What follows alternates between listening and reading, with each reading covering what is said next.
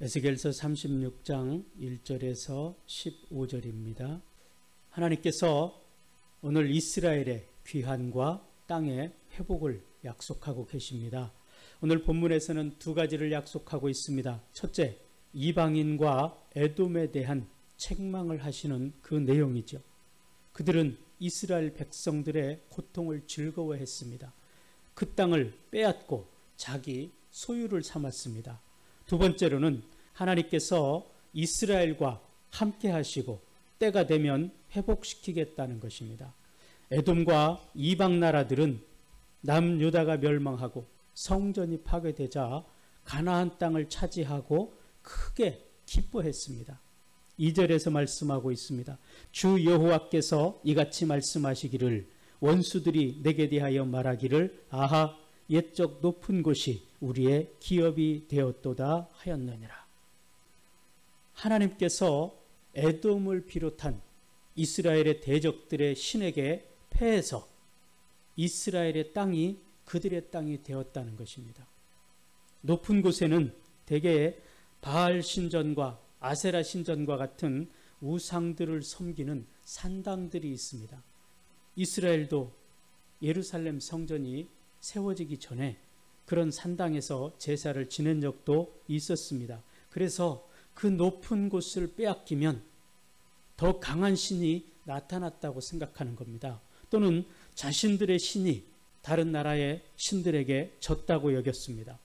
지금 이스라엘 백성들은 자신들의 죄로 인해서 하나님의 심판을 받습니다.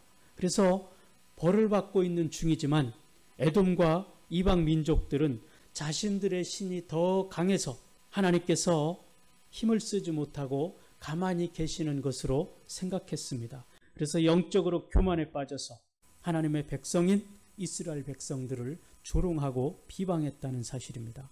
그 대표적인 인물이 아마도 골리앗을 들 수가 있을 것입니다. 그는 40일 동안 조석으로 하나님과 이스라엘 백성들을 조롱했습니다. 그러나 누구도 당시에 골리앗과 싸우려고 하는 자가 없었습니다. 그래서 40일 동안 적진에 서서 아침 저녁으로 나와서 하나님을 조롱하고 이스라엘 백성들을 조롱했습니다. 그때 다윗이 그 앞에 나아가죠.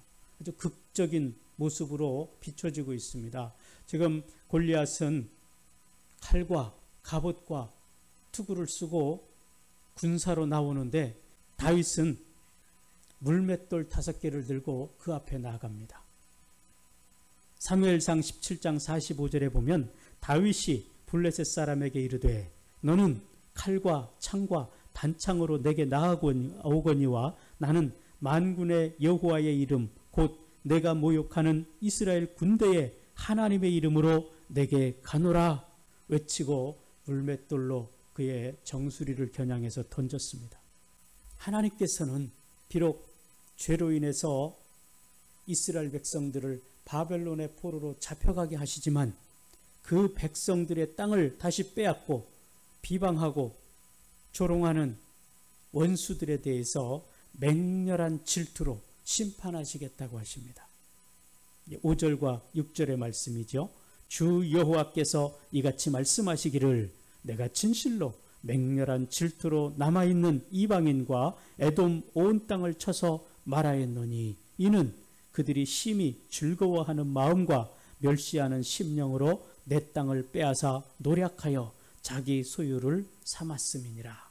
그러므로 너는 이스라엘 땅에 대하여 예언하되 그 산들과 맷뿌리들과 시내들과 골짜기들에 관하여 이르기를 주 여호와께서 이같이 말씀하시기를 내가 내 질투와 내 분노로 말하였나니 이는 너희가 이방의 수치를 당하였음이라. 하나님께서 그 땅의 궁극적인 소유주라는 사실이죠. 그래서 다시 빼앗겠다는 겁니다. 그래서 이스라엘의 침략은 하나님에 대한 도전이라는 사실이죠. 이것은 이스라엘에 대한 하나님의 애정과 긍휼하심의 표현이기도 합니다. 지금 비록 이스라엘 백성들이 죄로 인해서 심판을 받고 고난 속에 있지만 하나님께서는 여전히 그들과 함께 하시고 그들을 불쌍히 여기신다는 이야기입니다. 그래서 다시 회복시켜 주시겠다는 거예요. 하나님께서 이스라엘에 대한 회복을 4가지로 약속합니다. 첫째, 이스라엘 백성에게 풍성한 삶을 보장하는 이 땅의 비옥함을 약속하셨습니다. 두 번째 약속은 많은 사람들이 돌아와 살아가는 땅이 될 것이라는 거죠. 세 번째 약속은 이스라엘의 영원한 회복을 약속하고 있습니다. 단회적인 것이 아니고 영원히 그 땅에서 살아갈 것이라는 거죠. 네 번째 약속은 더 이상 다른 나라에게 수치거리나 조롱거리가 되지 않을 것이라는 약속입니다. 이 에스겔서의 핵심 메시지는 바로 이 회복입니다. 앞에서 이스라엘 백성들에 대한 심판을 자세하게 이야기를 했습니다. 그리고 이스라엘 백성들을 괴롭혔던 이방 나라들에 대한 심판도 다루고 있습니다. 그리고 나서 이제는 이스라엘의 회복을 말씀하시는데, 이스라엘에 대해서 그들의 죄에 대해서 신랄하게 비판하시고 심판을 하셨지만 그것은 결국 이스라엘에게 소망을 주시는 메시지라는 사실입니다. 그 심판이 없으면 회복도 없다는 이야기죠. 오늘 우리의 삶 속에도 마찬가지입니다. 우리가 하나님 앞에 온전하게 서기 위해서, 하나님의 은혜 가운데, 하나님의 축복 가운데 머물러 서기 위해서는 우리가 온전하여져야 된다는 사실이죠. 그래서 하나님께서 모세를 부르실 때 말씀하셨습니다. 너가 선 땅은 거룩한 땅이니 내 발에서 신을 벗어라 그랬습니다. 거룩하여지라는 이야기예요. 하나님은 그렇게 하실 것입니다. 선택한 이스라엘 백성들을 반드시 그렇게 거룩하게 하셔서 하나님의 축복에 머물 수 있도록 하신다는 사실입니다. 그 회복은 남왕국 유다에 국한된 것이 아니고 이미 멸망받은 북왕국 이스라엘도 포함한 것이라는 사실이죠. 이스라엘 전체에 임하는 회복입니다. 산과 들 그리고 전 국토의 회복을 말하고 있습니다. 그곳에 건물이 세워지고 시장이 생기며 사람들의 왕래가 있고 또 거기에 함께하는 들짐승들까지 소생하는 회복이 있을 것이라는 겁니다. 완전한 회복을 말하죠. 인간들이 죄를 짓고 범죄하면 인간들에게만 고통이 오는 것이 아니라 들짐승에까지도, 자연에게까지도 고통이 온다는 사실입니다. 그러나 인간들이 회복되고 하나님 앞에 돌이켜 살아가게 되면 모든 것들이 회복된다는 이야기입니다. 계획된 신도시가 생기는 것을 보면 이해가 쉬울 것입니다. 모든 것들이 갖춰지는 그 도시가 생기게 되죠. 지금 우리나라 이 서울에 집 문제가 심각합니다. 그래서 제3기 신도시를 짓겠다고 정부가 선포를 했는데 그거예요. 완벽한 그 도시들이 재생되는 것.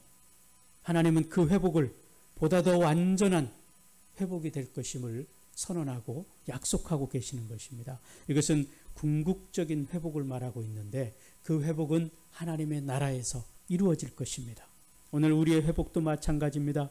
지금은 불안하지만 구원의 날에 임하는 완전한 회복을 말씀하고 계십니다. 1차적으로 이 말씀을 대하는 이스라엘 백성들에 대한 회복을 말씀하시지만 또 이 말씀을 접하는 우리들에게 또한 동일한 회복을 말씀하시는 것입니다. 그때에는 우리의 부족하고 연약한 부분들이 완벽하게 채워질 것입니다. 왜냐하면 우리는 하나님의 형상을 입은 자들이기 때문에 그렇습니다. 그래서 하나님의 형상으로서의 삶을 방해하는 것들이 제거되면 에덴 동산에서의 그 영광스러운 존재로 변화될 것이라는 거죠. 그래서 하나님과 더불어 기쁨과 감사로 살아가게 될 것이라는 것을 말씀하고 약속해 주시는 것입니다. 그래서 하나님이 행하시는 그 회복은 삶의 모든 영역에서 나타나게 됩니다. 황무지로 변했던 이스라엘 땅이 회복되어서 다시 열매를 맺을 것이고 이스라엘 백성들은 포로 생활에서 해방되어서 본토로 돌아올 것입니다. 이스라엘은 빈 땅에 다시 집을 건축할 정도로 번성하고 풍요로운 삶을 살게 될 것입니다. 다시는 전쟁이나 기근으로 자식을 잃는 일도 없을 것이라 했습니다. 하나님께서 그들과 함께 하시고 하나님 나라 백성으로서의 신분을 회복시켜 주실 것이라는 겁니다. 지금은 그들이 상상이 가지 않을 것입니다. 하나님께서 왜 우리를 이렇게 고난 가운데 머물러 두시는가? 왜 우리가 이렇게 고통 속에 머물러 있어야 되는가? 두렵고 떨림으로 그들이 하나님의 심판 가운데 있게 되지만 하나님은 이미 그들을 회복시켜 주실 것을 약속해 주셨고 반드시 또 그렇게 하실 것입니다. 우리에게도 마찬가지죠. 하나님이 그들과 함께 하시고 하나님 나라의 백성으로서의 신분을 회복시켜 주시고 이제 다른 나라의 조롱거리가 되어서 수치를 당하지 않게 해주시겠다고 하셨습니다. 우리는 어떤 어려운 상황과 환경에 처할지라도 이 소망을 놓쳐서는 안 될 것입니다. 이 소망을 놓치게 되면 우리가 하나님을 떠나 살 수밖에 없고 죄악과 고통 속에 살게 되는 것이죠. 어제 말씀에서 에돔에 대해서 이야기했습니다. 그들은 장자의 나라였다는 것, 에서가 장자였는데 차자인 야곱이 장자권을 가진 것에 대해서 불평이고 불만이었습니다. 그러나 그 모든 일들이 하나님이 역사하셨습니다. 이미 그 어머니 리브가의 뱃속에서부터 장자인 에서가 아니라 차자인 야곱을 선택하셨다 그랬습니다. 그럼에도 불구하고 에서는 그것이 불만인 것이죠. 내가 장자인데 왜 이 장자권이 야곱에게 갔느냐라는 거죠. 야곱도 마찬가지예요. 하나님은 이미 자기에게 장자의 권한을 주시기로 작정하셨는데 그것을 자기 힘으로 쟁취하려고 그 수고하고 애쓰다가 많은 세월을 허비했습니다. 우리가 하나님의 말씀 앞에 우리의 삶을 내려놓고 하나님의 뜻을 이루어 살아가는 삶을 살아갈 때 그곳에 천국이 이루어진다는 사실이죠. 하나님의 말씀 앞에 순복하며 살아갈 때 하나님의 역사가 그 속에 이루어진다는 사실입니다. 사도 바울이 그것을 깨달았어요. 그래서 나는 자족하기를 배웠노라 그랬습니다. 자신 속에 많은 것을 가질 수도 있고 또 많은 것을 이룰 수도 있는데 이 모든 것들이 하나님의 섭리 아래 이루어진다는 것을 깨닫게 될 때 하나님이 자신의 기도를 들어주시지 않는다 할지라도 그것이 하나님의 뜻임을 깨닫고 받아들일 수 있는 믿음이 있었을 때에 그는 온전히 하나님의 뜻을 순종하며 살아갈 수 있는 믿음을 갖출 수 있었다는 사실입니다. 오늘 우리가 마찬가지일 것입니다.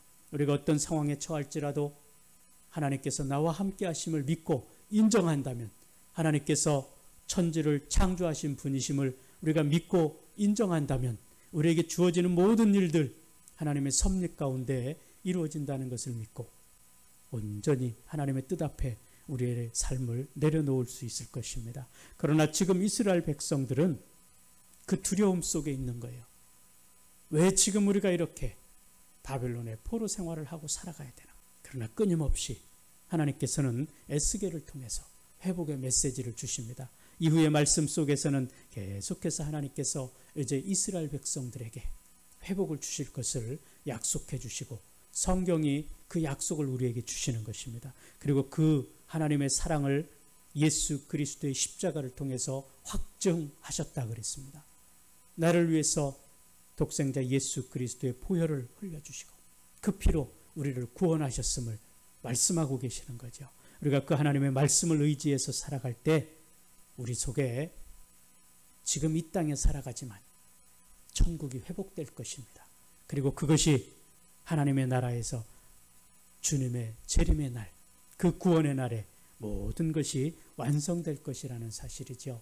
이 확신과 믿음을 가지고 우리가 살아간다면 우리 속에 참된 기쁨이, 소망이 넘치는 삶을 살 수 있을 것입니다. 하나님께서 에스겔을 통해서 이 메시지를 주시고 이스라엘 백성들에게 소망을 주신다는 사실입니다. 오늘도 동일하게 우리에게 그 소망을 주시고 승리를 주실 것임을 믿고 하루도 주님이 주시는 놀라운 은혜와 사랑 가운데 승리의 삶을 살아갈 수 있게 되기를 주님의 이름으로 축복합니다.